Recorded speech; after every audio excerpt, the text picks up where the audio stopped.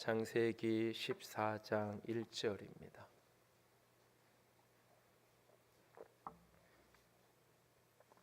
14장 1절에서부터 24절까지 한 절씩 돌아가면서 읽겠습니다. 당시에 시날 왕 아브라벨과 엘라살 왕 아리옥과 엘람 왕 그돌라오멜과 고임 왕 디달이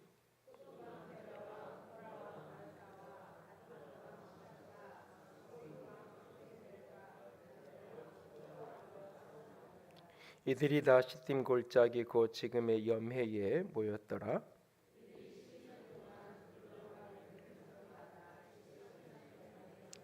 제14년에 그돌라오멜과 그와 함께한 왕들이 나와서 아스드롯 가르나임에서 르바 족속을 함에서 수스 족속을 사회 기랴다임에서 엠 족속을 치고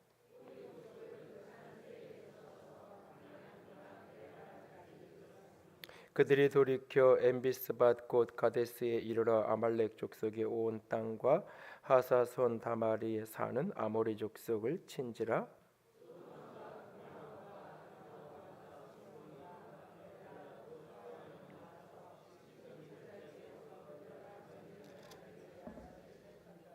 엘람 왕 그돌라오멜과 고임 왕 디달과 시날 왕 아브라멜과 엘라살 왕 아리옥 네 왕이 곧 그 다섯 왕과 맞서니라.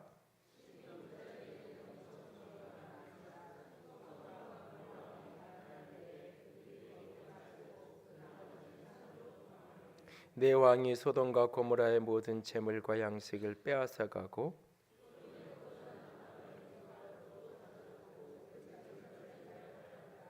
도망한 자가 와서 히브리 사람 아브람에게 알리니 그때에 아브람이 아모리 족속 마므레의 상수리 숲을 근처에 거주하였더라.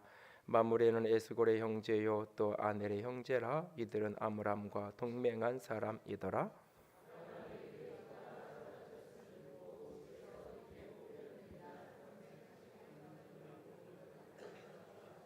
그와 그의 가신들이 나뉘어 밤에 그들을 쳐 부수고 다메섹 왼편 호박까지 쫓아가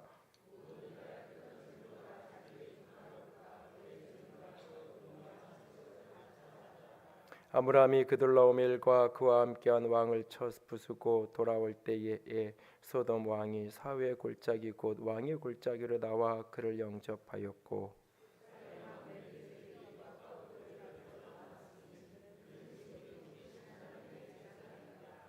그가 아브람에게 축복하여 이르되 천지의 주제이시요 지극히 높으신 하나님이여 아브람에게 복을 주옵소서.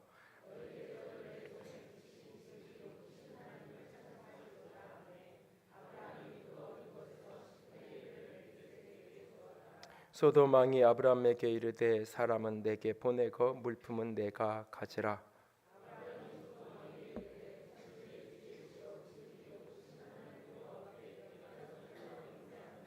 내 말이 내가 아브람으로 치부하게 하였다 할까 하여 내게 속한 것은 실 한 오락이나 들매끈 한 가닥도 내가 가지지 아니하리라.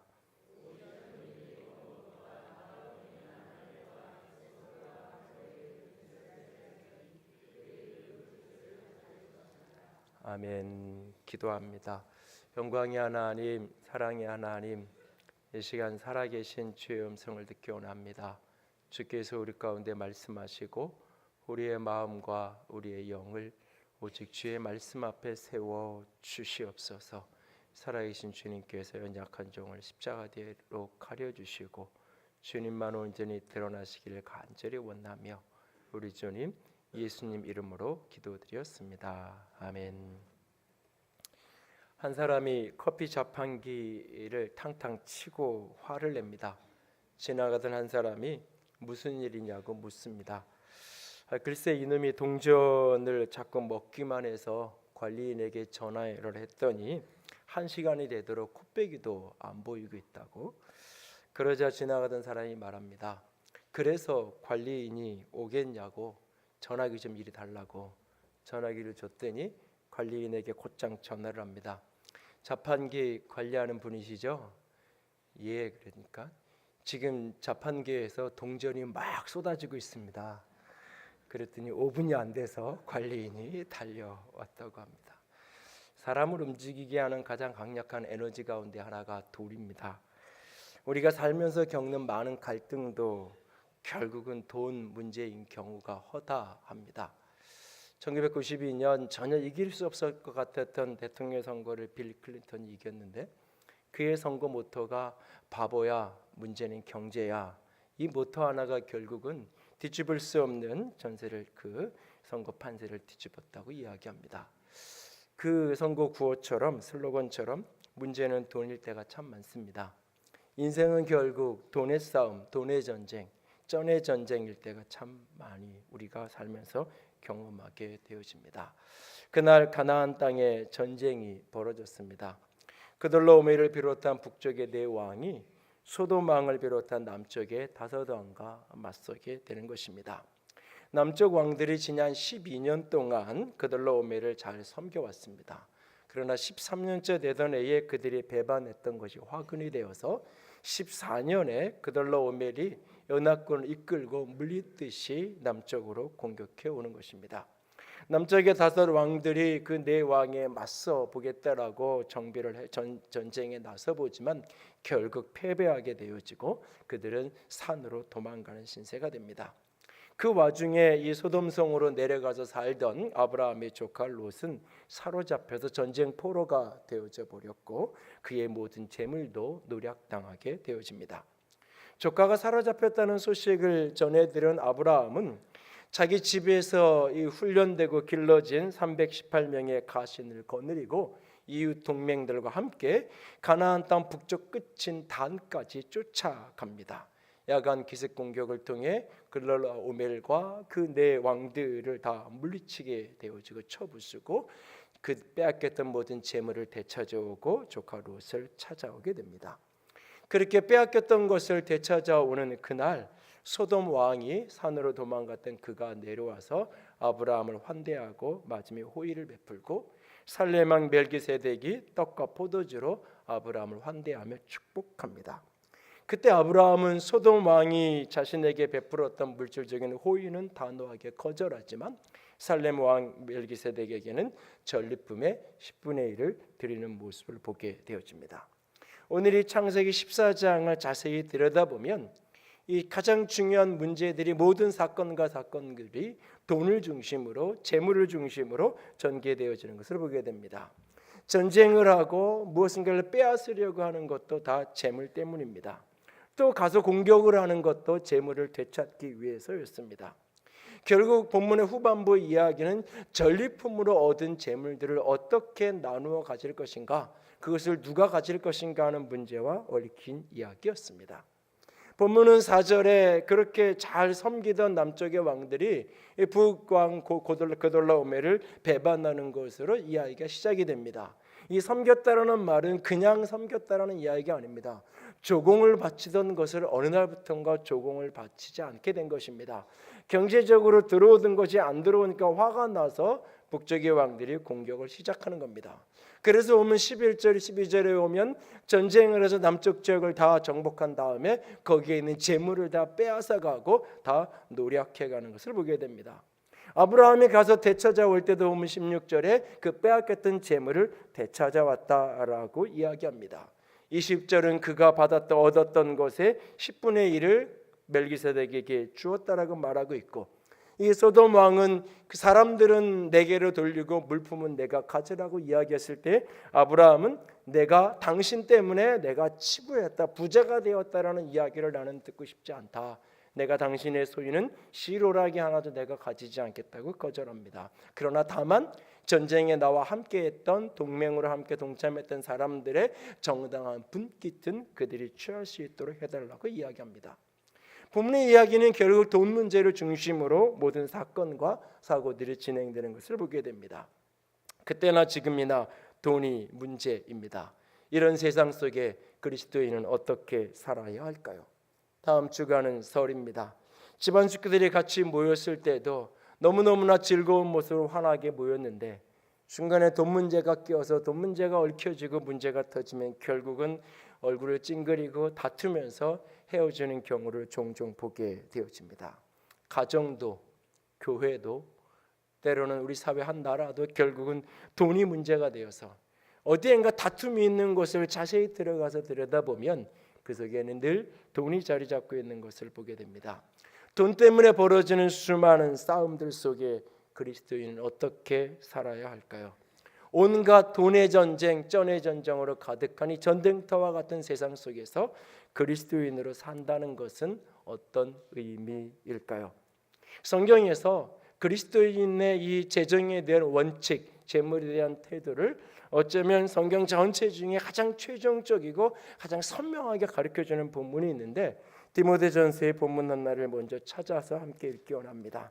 디모데전서 6장 8절입니다. 다 찾으셔서 한번 볼 수 있기 원합니다.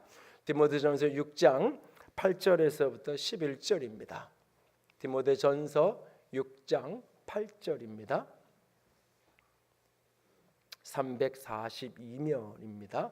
6장 8절에서 10절까지 다 함께 읽겠습니다. 우리가 먹을 것과 입을 것이 있은즉 족한 줄로 알 것이니라. 부하려고 하는 자들은 시험과 올무와 여러 가지 어리석고 해로운 욕심에 떨어지나니 곧 사람으로 파멸과 멸망에 빠지게 하는 것이라. 돈을 사랑함이 일만 악의 뿌리가 되나니 이것을 탐내는 자들은 미혹을 받아 믿음에서 떠나 많은 근심으로써 자기를 찔렀도다. 몇 절을 더 내려오셔서 17절을 보시기 바랍니다. 17절에서 19절 다 같이 읽습니다.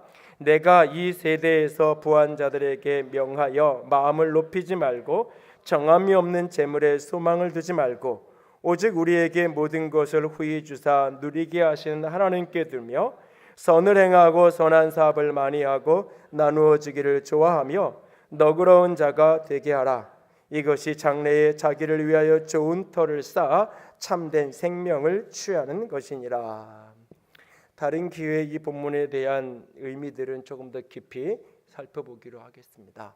이 본문을 핵심적으로 요약하면 이 부 자체를, 돈 자체를 이렇게 부정시하거나 악하다라고 이야기하진 않습니다. 그러나 재물이 갖는 그 악의 속성을 성경은 그 악한 속성, 죄성과 그 영적인 파괴력은 성경은 외면하지 않습니다. 그래서 돈이 주는 것을 누리고 부를 누리긴 하되 부를 추구하지는 말라고 합니다. 내게 주어진 것을 가지고 누리고 즐기고 그것을 사용하긴 하되 그것이 목적이 된 인생의 목적이 부하여지는 것, 부를 추구하는 것이 되어서는 안 된다고 말합니다. 그러면서 정함이 없는 덧없는 재물의 소망을 두고 사는 것이 아니라 후히 주시고 누리게 하시는 하나님께 소망을 두고 살아야 한다라고 말씀합니다. 이 말씀을 예수님이 하셨던 말씀으로 바꾸면 마태복음 6장에 예수님은 내 보물이 있는 곳에 내 마음도 있다 하시면서 한 사람이 두 주인을 섬기지 못하리니 이를 미워하면 저를 사랑하고 저를 중요하게 여기면 무겁게 여기면 이를 경히 가볍게 여길 것이다 라고 말씀합니다. 그래서 너희가 하나님과 재물을 겸하여 섬기지 못한다 라고 주께서 우리에게 말씀하십니다. 솔직히 말해서 예수님 다음으로 돈이 좋아요 라고 하는 오래전에 회계사 출신의 한 장로님이 출판했던 크리스천 재정관리와 관련된 오래된 책이 있어요. 이 제목을 딱 읽는 순간 뭔가 공감이 되는 사람들이 많이 있을 겁니다. 우리는 모두 재물과 하나님을 겸하여 섬기고 싶어 합니다. 한 손에는 하나님을 붙들고 한 손에는 돈을 붙들고 싶어 합니다. 그것이 솔직한 우리의 내면입니다. 그러나 디모데전서나 예수님의 교훈은 그것에 대해서 충돌하는 모습으로 나타납니다. 이 예수님의 교훈, 성경의 교훈 앞에 그러나 내 안에서는 늘 이 두 가지를 동시에 붙들고 살고 싶어하는 이 인간의 욕구 앞에서 그리스도인은 어떻게 살아야 하는 것일까요? 다시 창세기 14장 본문으로 좀 돌아와 보시기 바랍니다. 돈 때문에 다투고 돈 때문에 싸우는 사람들, 그들 속에 갑자기 한 존재가 등장합니다. 그는 바로 살레망 멜기세덱이라는 사람입니다. 본문 18절에서 20절까지 짧은 3절 속에 등장하는 이 멜기세덱, 그는 어떤 사람이었느냐? 지극히 높으신 하나님의 제사장이라고 불려집니다. 그는 아브라함을 만나서 아브라함을 축복하는데 천지의 주제이시요 지극히 높으신 하나님께서 이 아브라함에게 복을 주옵소서라고 아브라함에게 복을 빌어주며 축복하는 것을 보게 됩니다. 그리고는 아브라함에게 너에게 승리를 주신 그 하나님, 지극히 높으신 하나님을 찬송하라 라고 이야기합니다. 이렇게 멜기세덱을 만났던 이 아브라함은 바로 뒷절 22절에 보면 그가 소돔 왕을 향하여서 아브라함이 이렇게 말합니다. 22절에 천지의 주제이시요 지극히 높으신 하나님 여호와께 내가 손을 들어 맹세하노라 라고 말합니다. 오늘 여기 아브라함의 입술과 멜기세덱의 입술 속에서 고백되어진 하나님, 지극히 높으신 하나님이라는 표현이 4번 반복되어지고 천지의 주제이신 하나님이라는 표현이 2차례 반복되어집니다. 그들의 고백 속에 언급되어진 이 하나님, 오늘 돈이 주인이고 돈이 강력한 권세를 행사하는 이 세상 속에서 돈의 권세를 이겨내고 돈의 권세를 정복하며 살아가는 그리스도인이 되기 원한다면 천지의 주제이신 하나님, 지극히 높으신 하나님을 붙들고 살아가는 인생이 되어야 합니다. 지극히 높으신 하나님, 가장 높으신 하나님, 천지의 주제가 되신 하나님. 여기 주제가 된다는 이 단어를 어떤 곳에서는 천지의 창조자가 되신다라고 번역을 해놓기도 했고, NIV 성경에서 이걸 포제셔라는 단어를 사용해서 소유자라는 표현으로 번역을 해놨어요. 천지의 창조자인 동시에 소유자. 저 돈의 주인이 누구냐? 하나님이다. 그것을 바울의 표현으로 바꾸면 모든 재물을 우리에게 주시고 후히 주시고 그것을 사용할 수 있도록 누리게 하신 하나님, 그게 우리 하나님이다. 그것이 바로 오늘 창세기에서 고백하는 천지의 주인이, 돈의, 재물의, 인생의 주인이, 소유자가 하나님이시다라고 하는 고백입니다. 여러분은 중심으로 천지의 주인이 하나님이신 것을 믿고 계신가요? 아니면 이 세상의 주인이 돈이라고 믿고 그렇게 살아가고 계신가요? 신앙하며 살아간다는 것은 인생의 소유가, 소유권이, 인생의 주인이 하나님에게 있음을 믿고 살아가는 인생입니다. 천지의 주자가 되시는 나의 하나님, 그분을 여러분이 중심으로 믿고 있다면 첫 번째로 재물을 불로소득이 아닌 땀 흘려 가지려고 하십시오. 돈 때문에 전쟁도 마다하지 않은 세상 속에서 천지의 주인이 하나님이시라고, 후히 주시고 누리게 하시는 분이 하나님이라는 사실을 분명하게 믿는다면 재물을 땀 흘림 없이 불로소득으로 추구하고 얻는 것을 복이라고 오해하지 마십시오. 땀 흘려 취하는 것이, 그래서 그것을 누리는 것이 하나님의 축복입니다. 오늘 본문에 벌어진 이 전쟁, 재물을 빼앗고 남의 것을 노력하려는, 남의 것을 빼앗고 빼앗으려는 그 전쟁터 속에서, 이 전쟁터 속에서 아브라함은 마땅히 자기가 가질 수도 있고 가져야만 하는 재물에 대해서 노라고 그는 말하고 있는 것을 본문 속에서 우리는 만납니다. 전쟁에서 승리하고 돌아오는 그를 만난 소돔 왕이 사람들은 내게로 돌리고 물품은 당신이 가지라고 아브라함에게 이야기합니다. 이것은 선심을 쓰는 게 아니에요.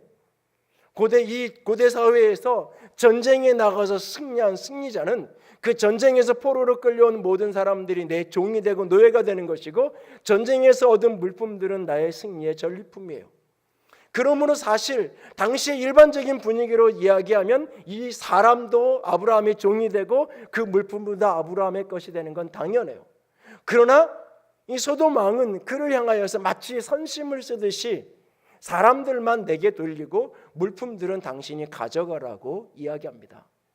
그 모습 앞에 아브라함은 아니, 사람도 내 건데? 라고 말하지 않습니다. 그러면서 어떤 것도 내가 가지지 않겠다고 말합니다. 왜냐하면 내가 당신 때문에, 소돔 왕 때문에 부자가 됐다라는 소리를 나는 듣기 원하지 않는다. 나는 소돔 왕 때문에 부자가 됐다는 걸 듣기 원하지 않는다. 본문 20절에 멜기세덱이 아브라함에게 뭐라고 얘기했냐면, 너에게 승리를 주신 하나님, 너에게 그 모든 적들을 싸워 이길 수 있게 하신 그 하나님, 지극히 높으신 하나님을 찬송하라. 내가 집에서 열심히 군사를 기른 거고, 내가 조카가 위기를 만났던 소식을 듣고 내가 밤새 달려간 거고, 기습 공격을 했고, 내가 싸워서 내가 이긴 거예요. 그런데 이게 내가 이긴 게 아니라 하나님이 나를 이기게 하신 것뿐이에요. 하나님이 내게 주신 거예요. 나는 하나님이 주신 것으로 부유한 자가 되고 싶고, 하나님이 복 주셔서 내가 이 세상에서 넉넉하고 풍요를 누리며 사는 인생이 될 수 있어도, 그렇다면 내가 그걸 감사로 받겠지만, 내가 소도망 당신 때문에 내가 부자가 됐다는 이야기를 나는 듣고 싶지 않다고 이야기합니다. 그리고 다만, 그러나 땀 흘려 희생하고 땀 흘려 노력했던 그 사람들의 대가, 젊은이들이 이미 먹은 것, 전쟁하며 싸우며 먹었던 것들, 그리고 나와 동맹을 맺었던 마므레와 다른 사람들의 정당한 분깃은 그들에게 돌려주라고 이야기합니다. 그러니까 아브라함은 여기에서 자기가 수고한 것 이상의 불로소득에 대해서는 노라고 말하고 있어요. 그러나 땀 흘려 수고한 것에 대한 그 정당한 대가는 지불되어야 한다고 오늘 말하고 있는 거예요. 전도서 5장 19절 말씀 같이 읽습니다. 또한 어떤 사람에게든지 하나님이 재물과 부요를 그에게 주사 누리게 하시며 제 몫을 받아 수고함으로 즐거워하게 하신 것을 하나님의 선물이라. 잠언 13장 11절 같이 읽습니다. 망령되어 얻은 재물은 줄어가고 손으로 모은 것은 늘어가느니라. 불로소득이 우리에게 가져다 주는 가장 큰 저주가 뭐예요? 땀의 수고를 무시하게 만드는 거예요.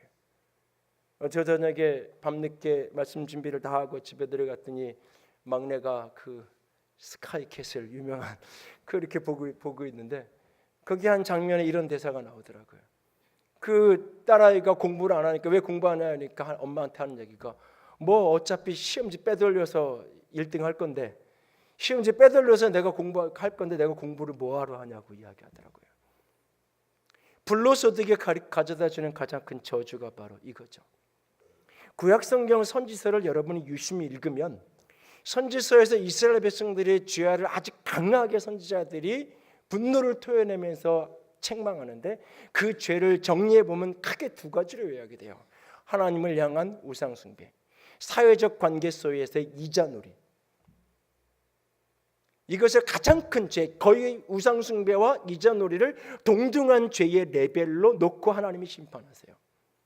이걸 오늘 21세기 한국 사회로 바꾼다면 부동산 투기를 이야기하는 걸 거예요. 한국 그리스도인이 포기하지 못하는 게 두 가지 있는데, 부동산과 자식이라고 그러죠. 그래서 자식에게 부동산을 물려줄 수 있으면 성공한 부모인, 이 가치에 있어서 그리스도인이나 그리스도인이 아닌 사람이나 아무런 차이가 발견되지 않는, 오직 그것을 위해 살아가는. 그러나 그것보다 더 중요한 것은 자녀에게 땀 흘려 수고해서 얻은 행복, 땀 흘려서 내가 수고해서 거둔 것이 주는 기쁨과 만족을 배울 수 있게 해주는 거예요. 세계적인 그 의료 IT 벤처를 창업하고 경영을 하다가 그것을 이제 유수의 대기업에 넘기고, 지금은 이제 카나다 원주민 속에 들어가서 원주민 선교 비즈니스인 긱섬에 차가버섯과 이런 것들을 이제 재배하고 수출하고 하는 사업을 하시는 선한 영향력이라는 책의 저자 김수지 장로님이 최근에 부의 대물림이라는 주제로 짧은 글을 남기셨어요. 왜 부를 대물림하려고 할까? 부를 자식이 물려주는 것이 행복을 물려주는 것이라고 생각하기 때문이다. 그런데 왜 부를 물려주는 것이 행복을 물려주시는 것이라고 생각할까? 그 부를 쌓는 과정에서 고통과 아픔을 경험했기 때문이다. 그래서 자기가 경험한 아픔을 자식들에게 물려주고 싶지 않기 때문이다. 그런데 부를 대물림 받은 사람들이 행복한가? 편하기는 하겠지만 행복하다는 보장은 아무도 없다. 아니, 감당할 수 있는 이상을 주는 것은 불행을 유발한다. 땀을 아픔과 동일시하기 때문에 대물림하는 것이다. 내가 겪은 아픔을 자식들에게 주고 싶지 않기 때문이다. 그래서 자식들이 땀을 흘리지 않고 편하게 행복하게 살기를 원하기 때문이다. 그런데 땀이 기쁨이라면 어떻게 될까? 그리고 그의 부의 대물림이 자식의 기쁨을 가질 수 있는 기회를 빼앗아 간다면 그래도 대물림할까? 부를 축적하는 과정에서 땀의 기쁨을 진정으로 경험한 사람은 대물림에 별로 신경을 쓰지 않는다. 일하는 것이 재미있었던 사람은 땀의 기쁨을 경험한 사람이다. 힘들게 기쁨 없이 일한 사람일수록 자식들에게 부를 물려주고 싶은 것이다. 그것이 자식들의 고통을 덜어주고 행복을 준다고 믿기 때문이다. 제가 이 글을 며칠 전에 보고는 궁금해서 저 자신을 돌아봤어요. 지금은 아이들이 전혀 관계없는 전공을 하고 공부를 하지만 어느 날 아이들 중에 하나가 신앙을 하고 목회자가 된다라고 했을 때 나는 어떨까? 나는 어떨까? 내가 지금까지 살아오는 과정 속에서 내가 힘들었지만 내가 행복하고 그 속에 받은 수많은 은혜와 감격이 내게 존재하지 않는다면 나는 내 아이에게 그 모든 과정 없이 이 자리부터 시작하도록 끊임없이 하고 싶을 거예요. 그러나 그 아이가 내가 살아온 삶이 때로는 조금 힘들어도 그 작은 것 속에서 한 칸 한 칸 한 계단 한 계단 올라오듯 그 감격과 그 기쁨과 그 인생에서 주는 그 하나님의 은혜를 그 아이도 맛보고 싶게 원한다면 그 아이에게 결코 내가 서 있는 자리를 물려주려고 애쓰지 않을 거예요. 여러분, 오늘 우리가 자녀에게 무엇을 물려주려고 애쓰는 것, 자녀의 입장에서는 가장 대표적인 불로소득이에요. 사실은 그것이 인생에서 때로 벌어지는 어떤 사건일 수 있지만 그것이 인생의 목적이 된다면, 내가 자식에게 무엇인가를 주는 것이 내 인생의 목표가 된다면 그건 가장 불행한 인생일 거예요. 어떻게 열심히 살다가 남은 결과로 이웃뿐만 아니라 내 자녀에게도 나눠줄 수 있겠죠. 그것이 내 삶의 자연스러운 결과일 수 있어도 그것이 내 인생의 목적이 되고 목표가 된다면 그 인생은 결코 하나님 앞에 성공한 인생일 수 없을 거예요. 왜? 그 아이에게 후히 주고 누리게 하시는 분은 아버지가 아니라 하나님이기 때문에. 천지의 주제가 주인이 하나님이심을 진정 믿으시나요? 그러면 재물을 어때? 불로소득이 아니라 땀 흘려 가질 수 있기를, 그리고 그것을 누릴 수 있기 원합니다. 자녀들에게 땀 흘려 얻는 행복, 땀의 대가로 얻는 즐거움을 누릴 수 있도록 그것을 배워줄 수 있기를 원합니다. 두 번째로, 재물보다 사람이 먼저가 되십시오. 돈이 전부인 것처럼 살아가는 세상 속에서 천지의 주제가 하나님이심을 믿는다면 재물이 사람보다 먼저가 아니라는 사실을, 돈보다 사람이 먼저라는 사실을 늘 인정하고 그렇게 살아갈 수 있기를 원합니다. 김진수 장로님이 자신의 모든 그 수많은 재산들을 다 정리해서 재단을 만들어 놓고 자기는 그 50대 중반의 나이에 모든 것을 퇴직하고 그 산골짜기에 들어가서 그 아메리카 원주민들과 함께 인생을 살아가면서 1년에 8개월 이상을 그 정글 속에 살면서 오늘도 땀을 흘리며 수고하는 이유가 뭐예요? 그곳에 있는 가난한 아메리카 원주민들이 자립하고 자생할 수 있는 길을 찾아주고 싶어서, 내게 준 재물과 경영의 노하우와 이걸 가지고 내 인생의 후반부를 그렇게 살고 싶어서. 조카 롯이 위기를 당했다는 이야기를 누군가가 와서 전해주었어요. 여러분이 아브라함이라면 과연 즉각적으로 뛰어갔겠어요? 전쟁이에요. 소돔 왕도 이길 수 없었던 강적이에요. 318명의 많은 수의 가병이 있긴 해요. 주변에 도와주는 동맹들이, 이웃들이 있기는 해요. 그러나 이 전쟁에서 이길 수 있는 가능성은 그렇게 많지 않아요.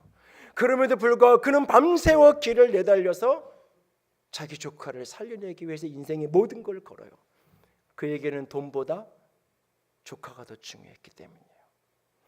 오늘 본문 13절에 누군가가 아브라함에게 가서 이 이야기를 전해주는 장면 속에 아브라함을 뭐라고 부르냐면 히브리 사람이라고 불러요. 히브리 사람이라는 이 표현이 출애굽기 이후에 가면 이게 고유명사가 돼요. 이스라엘 백성이라는 고유명사가. 그러나 창세기에서의 히브리 사람이라는 표현은 고유명사가 아닌 일반 명사예요. 땅 없는 사람. 땅 없는 사람. 사람들은 아브라함을 가리켜서 땅 없는 사람이라고 이야기했어요. 타향살이하면서 땅 하나 없는 사람. 그래서 그는 아내가 죽었을 때 매장지 하나가 없어서 그 매장지를 사기 위해서 애를 쓰잖아요. 땅 없는 사람, 내 코가 석자예요. 그럼에도 불구하고 그에게는 사람이 중요해요. 그래서 오늘 그 밤을 달리고 있는 거예요. 요한일서 3장 17절에 이렇게 말씀합니다. 누가 이 세상의 재물을 가지고 형편의 궁핍함을 보고도 도와줄 마음을 닫으면 하나님의 사랑이 어찌 그 속에 거하겠느냐.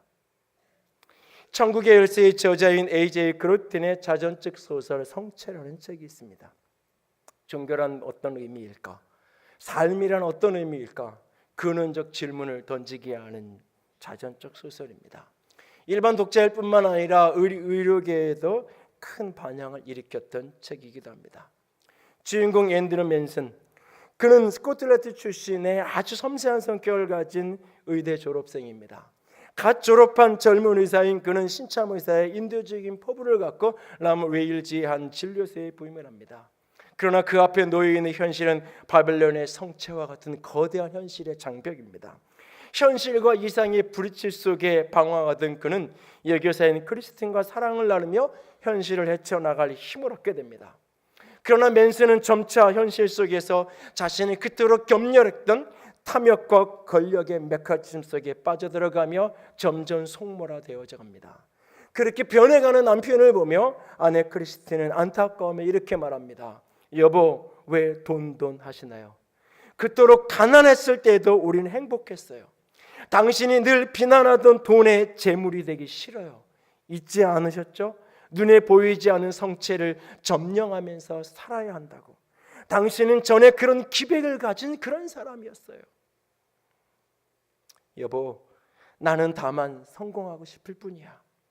세상이란 신분이나 재산만으로 사람을 판단하거든. 가지지 못한 자는 다른 사람에게 불임을 당해. 그렇고 말고 나는 뼈에 사무치도록 맛보았기 때문에 앞으로는 남을 부르는 입장이 되고 싶은 거야. 결국 그는 한 환자의 죽음 앞에 비참하게 일그러지는 자기를 모습을 돌이킵니다. 그러나 이미 돌이킨 그 순간 아내는 중병을 걸리고 결국 아내가 세상을 떠나가는 그 모습 속에서 그는 새롭게 성숙해가는 정체성을 찾아가는 이야기. 이 앤드류 맨슨의 모습을 보면서 잠언 18장의 한 구절이 떠오릅니다. 18장 11절 이런 말씀이 있어요. 부자의 재물은 그의 견고한 성이라 그가 높은 성벽같이 여기느니라.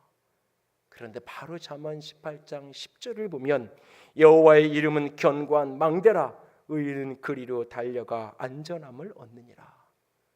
여호와의 이름은 견고한 망대여서 의인은 그리로 달려가서 안전함을 얻는다. 그러나 부자는 자신 그 재물이 나를 보호해 줄 성으로 여기고 그 재물이 내 인생의 성벽이 된다라고 여긴다라고 말합니다. 여러분은 어떤 성의 나를 안전하게 해줄 거라고 생각하며 그 성을 향해 달려가고 계시나요? 카지노에 가면 없는 게 세 가지 있다고 합니다. 창문이 없고 시계가 없고 거울이 없다고 합니다. 돈에 미쳐버린 사람들 저 너머에 세상을 볼 수 있는 창문이 없고 돈에 미쳐만 살아가기에는 인생이 그리 오래 남지 않았다는 시계를 볼 수 없고 돈에 미쳐버린 자기 자신의 일그러져가는 얼굴을 볼 수 있는 거울이 없습니다. 어쩌면 이 세상은 거대한 카지노판과 다를 바가 없습니다. 오직 돈만을 쫓아 살아가는 창문 너머 또 다른 현실이 있다는 사실을 바라보십시오. 인생의 시계를 가끔은 좀 들여다보십시오. 오늘 거울 앞에서 나는 어떤 모습인지를 조금 더 돌아보십시오. 돈보다 더 가치 있는 것이 얼마나 많은지를 잊지 마십시오. 특별히 그 돈보다 더 가장 가치 있는 것이 내게 뒤에 있는 한 사람이라는 사실을 잊지 마십시오. 우리가 함께 교회로 모여 함께 일주일에 한 번씩이라도 이렇게 예배하는 것, 어쩌면 이 예배의 자리는 카지노판 같은 세상 속에서 창문을 열고 이 세상 너머에 영원히 있는 세계를 좀 보여주는 창문과 같기도 하고, 우리의 예배는 이 카지노판 같은 세상 속에서 제깍제깍 흘러가는 내 인생의 시간을 다시 한번 점검하고 돌아보게 하는 시기와 같기도 하고, 끊임없이 거울에 비친 내 삶을 돌아보고 내 주변을 돌아보게 하는 그런 자리가 아닐까라는 생각을 해봅니다. 돈이 전부인 것처럼 살아가는 사람들 속에서 진정 여러분이 천지의 주인이 하나님이라고, 모든 것을 후히 주시고 누리게 하시는 분이 하나님이라고 믿으시나요? 그렇다면 재물보다 하나님이 먼저가 되십시오. 그리고 세 번째로 찬송함으로 11조를 온전히 하십시오. 돈 때문에 아비규환의 지옥을 만드는 사람들 속에서 천지의 주인이 진정 하나님이라고 믿는다면 찬송함으로 온전한 11조를 드리십시오. 기적적으로 북쪽의 내왕에 사로잡혀갔던 조카를 구해냅니다. 빼앗겼던 재물을 다 찾아서 돌아오는 아브라함 앞에 이 소돔 왕이 마중을 나오고 영접을 나와서 환대하는 것은 이해가 됩니다. 그런데 여기에 갑자기 끼어드는 한 존재가 있어요. 살렘 왕 멜기세덱, 살렘 평화의 왕이라고 불려지는 이 사람. 어디서 왔는지 근원도 근거도 밝힐 수 없는 한 사람. 다만 떡과 포도주만을 가지고 그렇게 아브라함 앞에 나타난 이 사람. 떡과 포도주는 여기서 풍성한 저녁 만찬, 왕의 연회를 의미하는 총칭어법이에요. 자, 음식을 먹고 여기 좀 포도주 좀 마시세요 라고 하는 이야기예요. 이 사람이 한 사람, 그 아브라함이 먹을 작은 식판에 아브라함이 먹을 수 있는 그 떡과 그 잔을 가지고 왔을까요? 아닐 거예요. 아브라함의 가병 수백 명 함께 얻은 그 수천의 사람들 다 즐기고 함께 마시고 함께 먹을 수 있는 그 풍성함으로 그렇게 그를 환대했을 것입니다. 그는 지극히 높으신 하나님의 제사장입니다. 그리고 자신의 환대 저 너머에 천지의 주제이시요 지극히 높으신 하나님이 이 아브라함에게 복을 주시옵소서라고 천지의 주제이시고 지극히 높으신 하나님의 이름으로 아브라함을 축복합니다. 그리고 그 아브라함에게 명령합니다. 너에게 이김을 주신, 너에게 내가 지금 가지고 있는 그것을 허락하신 그 하나님, 지극히 높으신 하나님을 찬송하라고. 그 아비멜렉의 말씀에 명령에 믿음으로 응답하여 아브라함은 자신이 얻은 것의 10분의 1을 멜기세덱에게 줍니다. 이 비밀과 같은 인물 멜기세덱, 그를 히브리서에서는 그를 예수 그리스도의 예표로 우리에게 해석해 줍니다. 히브리서 6장 20절에서 7장 3절 다 함께 읽습니다. 그리로 앞서가신 예수께서 멜기세덱의 반차를 따라 영원히 대제사장이 되어 우리를 위하여 들어가셨느니라. 이 멜기세덱은 살렘 왕이요 지극히 높으신 하나님의 제사장이라. 여러 왕을 쳐서 죽이고 돌아오는 아브라함을 만나 복을 빈지라. 이 모든 것의 10분의 1을 그에게 나누어 주니라. 그 이름을 해석하면 먼저는 의의 왕이요 그 다음은 살렘 왕이요 곧 평강의 왕이요 아버지도 없고 어머니도 없고 족보도 없고 시작한 날도 없고 생명도 없어 하나님의 아들과 닮아서 항상 제사장으로 있느니라. 그리고 이 히브리서 7장 이후는 바로 그 멜기세덱에게 드렸던 그것이 하나님께 한 것이라고 이야기합니다.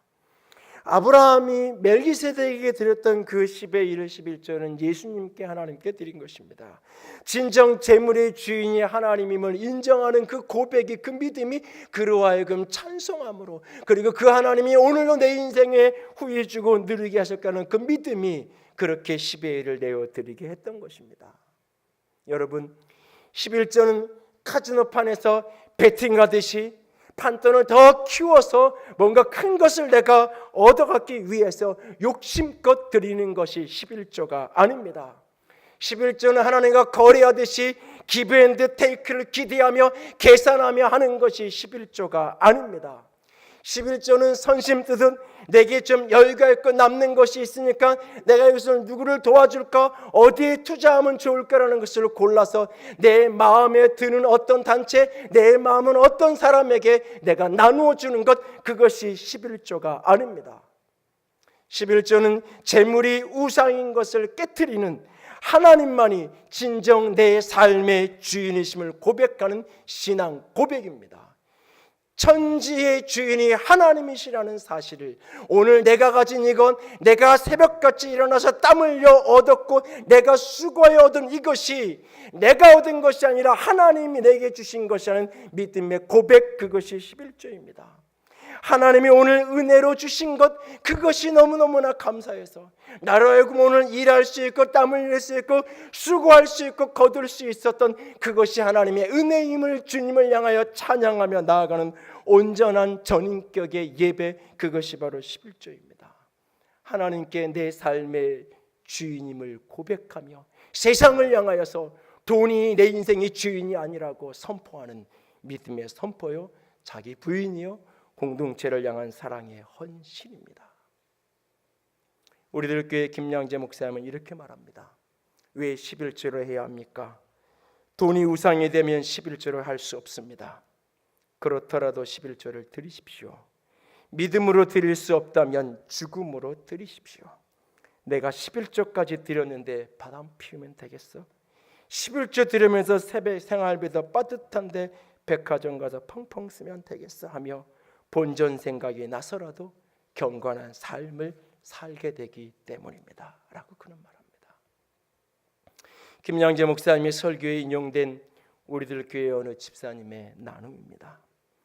제가 아는 분은 중에 몇백억의 재산을 가진 분이 있는데 그분은 늘 지하철로 출퇴근을 하고 하루에 5,000원짜리 점심 식사를 하며 자신은 물론 그 가족도 누리지 못하도록 돈을 아낍니다. 그분은 지금까지 11조도 10,000원의 헌금을 드리는 것으로 대신했다고 합니다. 저는 그 말을 들으면서 평생 11조를 떼어 먹은 분이 어떻게 저렇게 많은 돈을 모을 수 있었을까 하는 생각을 했습니다. 그러다 말씀에 근거해서 그분의 삶을 해석해 보니 그렇게 많은 돈을 갖고 있는 것이 결코 축복이 아님을 알았습니다. 그분은 돈이 아무리 많아도 자신은 물론 그 가족도 누리지 못합니다. 마치 돈을 모으기 위해 이 세상을 사는 사람처럼 돈에 지나치게 집착합니다. 그런데 만일 그분이 11조를 제대로 했다면 그 축복으로 어떻게 돈을 써야 하는지를 배웠을 것입니다. 그렇지 못했기에 물질이 삶을 윤택하게 만드는 축복이 아니라 오히려 걸림돌이 된 것입니다. 그렇게 생각하니 저는 그분에 비하면 형편없는 돈을 가졌지만 이미 쌓을 것이 없도록 부어주신 복 있는 사람인 것을 알게 되었습니다. 바로 11조를 드릴 수 있는 마음입니다. 남편의 실직으로 11조를 드릴 수 없었을 때도 남편과 제가 쌓을 것이 없도록 복을 부어주셨습니다. 저희 부부는 실직했다고 불평해도 황충에게 먹히지 않게 하셨습니다. 과실이 떨어지지도 않게 하시고 오히려 그런 고난으로 인해 저희 부부가 살아나고 지체를 살리며 주님을 더 깊이 만날 수 있도록 인도해 주셨습니다. 이제 11조는 습관으로라도 드리지만 저도 가끔 저의 자유의지로 드리는 헌금에는 더 드릴까 말까 하며 저울질할 때가 있습니다. 그런 제게 내가 너에게 바라는 것은 돈이 아니라 그런 부족한 너를 인정하는 내 자신이라고 하시는 하나님 때문에 또 은혜를 경험하게 하시니 감사합니다. 우리에게 복을 주시기 위해 11조와 헌물을 하라고 하십니다. 오늘은 얼마를 드릴까가 아니라 왜 우리에게 11조와 헌물을 하라고 명령하셨는지 하나님의 마음을 묵상합니다. 아직 돈에 대해 자유하지 못하지만 그 연약함 때문에 평소 겸손한 마음으로 하나님과 동행하는 삶을 살게 되기에 늘 간구합니다. 돈 때문에 다투고 싸우는 사람들 속에서 천지의 주인이 하나님이라고, 후히 주시고 누리게 하시는 분이 하나님이라고 진짜 믿으시나요? 찬송함으로 온전한 11조를 드리십시오. 불로소득이 아닌 땀 흘려 얻는 것을 추구하고 그것을 누리십시오. 재물보다 사람이 먼저가 되십시오. 주중에 아내랑 이런저런 이야기를 하다가 요즘에 계속 경외함이라는 단어가 계속 마음에 남고 묵상이 된다라고 이야기를 하더라고요. 그러면서 그 말 끝에 이런 이야기를 해요. 하나님을 경외하면 그 경외하는 사람의 자녀들을 하나님께서 복되게 하시는 것 같아요. 제가 그 얘기를 듣고는 그 말이 맞는데 잘못 이야기하면 듣는 사람에 따라서 그것을 오해할 수 있고 시험 들 수도 있고, 그러니까 조심스러우니까 조심스럽게 말하라고 제가 그런 이야기를 잠시 주고받았어요. 그리고 다음 날 성경을 읽다가 원래 읽는 순서가 아닌 잠언을 잠시 펼쳤는데 그곳에서 이 구절이 제 눈에 들어왔습니다. 잠언 14장 26절 27절 같이 읽습니다. 여호와를 경외하는 자에게는 견고한 의뢰가 있나니 그 자녀들에게 피난처가 있으리라. 여호와를 경외하는 것이 생명의 셈이니 사망의 그물에서 벗어나게 하느니라. 여러분이 아무리 많은 재물을 자녀에게 물려준다 할지라도 그 아이의 인생에 위기는 찾아옵니다. 그 아이의 인생이 뿌리채 흔들리는 순간은 반드시 찾아옵니다. 그때 여호와를 경외하는 그 사람에게는 하나님의 의뢰가 되고 그의 자녀에게 하나님이 피난처가 되어 주실 것이라고 말씀합니다. 하나님을 중심으로 경외하며 살아가는 저 여러분이 될 수 있기를 원합니다. 물질이 주인인, 돈이 주인인, 돈이 전부가 된 시대 속에 우리는 살아갑니다. 그래서 우리도 중심에서 하나님도 놓고 싶지 않지만 이 돈도 놓고 싶지 않습니다. 그것이 우리의 정직한 고백입니다. 그러나 그 갈등 속에 그 끊임없이 그 현장 속에서 하나님이 진정 천지의 주인이라고, 하나님만이 내게 주시고 누리게 하시는 분이라고, 그 분명한 믿음을 끊임없이 고백할 수 있기를 원합니다. 믿음이 없거든 열정으로라도 죽음으로라도 하나님 앞에 서라고 말했던 한목회자의 권면처럼 그렇게 주 앞에 설 수 있기를 주님의 이름으로 부탁을 드립니다. 함께 찬양합니다. 내가 주인 삼은 모든 것 내려놓고 내 주 대신 주 앞에 나가 내가 사랑했던 모든 것 내려놓고 주님만 사랑해. 함께 찬양합니다. 내가 주인 삼은 내가 주인 삼은 모든 것 내려놓고 내 주 대신 주 앞에 나가 내가 사랑했던 모든 것 내려놓고 주님만 사랑해. 내가 주인 주인 삼은 모든 것 내려놓고 내 주 대신 주 앞에 나가 내가 사랑했던 모든 것 내려놓고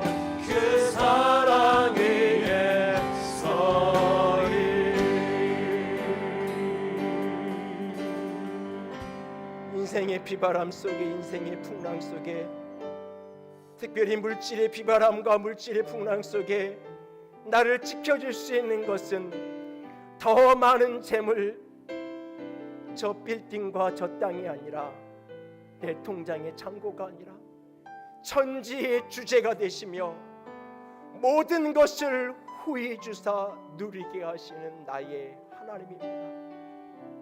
내가 주인 삼았던 모든 것, 내가 사랑했던 모든 것을 내려놓고 그 주님을 사랑할 수 있게 원합니다. 그 주님만을 경외할 수 있기를 원합니다. 함께 기도합니다. 사랑의 하나님, 영광의 하나님, 주님만을 사랑합니다. 아버지, 아버지, 내가 주님만을 바라보기 원합니다. 아바 아버지, 아바 아버지, 아바 아버지, 아바 아버지, 나의 왕이 되시옵소서, 나의 주인 되시옵소서. 후히 주사 누리게 하시는 나의 하나님, 나의 하나님, 내가 주님만을 바라봅니다. 여호와여, 내가 주님만을 경외합니다. 여호와여, 내가 주님만을 사랑합니다. 주님만이 나의 피난처가 되시며, 주님만이 나의 피할 바위가 되시며, 주님만이 나의 도움이 되시며, 주님만이 나의 의지가 되심을 내가 믿습니다. 아버지, 나의 도움이 되시옵소서. 아버지, 나의 피난처가 되어주시옵소서. 아버지, 나의 사랑하는 자녀들의 피난처가 되어주시옵소서. 아버지, 나의 사랑하는 자녀들의 피난처가 되어주시옵소서. 주님, 주님만을 경외합니다. 주님만을 높여드립니다. 아버지, 아버지, 합니다. 예수 그리스도 주님 오시는 기다리며 하나님은 우리의 피난처가 되시며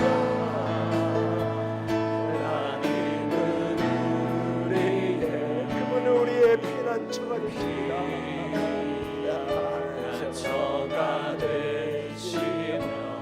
그분은 환난 중에 우리의 도움이 되시고 환난 중에 우리의 힘이 되십니다.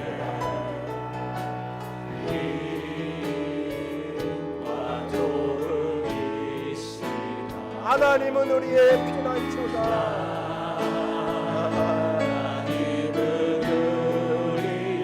중심으로 고백하기 원합니다. 그분이 나의 피난처가 되십니다.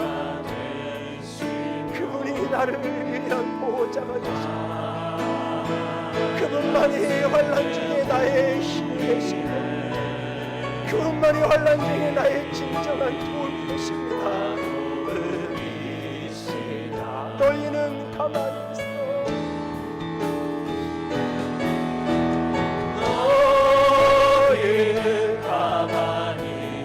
있어.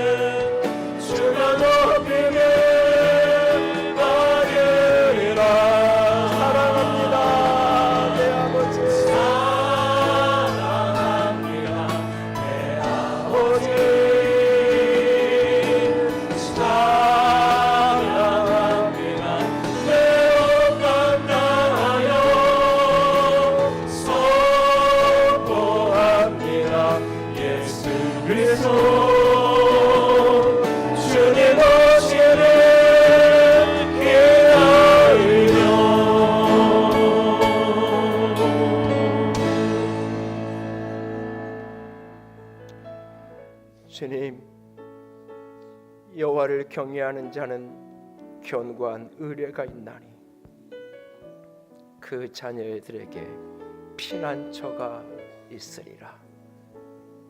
주님이 나의 의뢰가 되시며 주님이 내 자녀들에게 피난처가 되시기를 원합니다.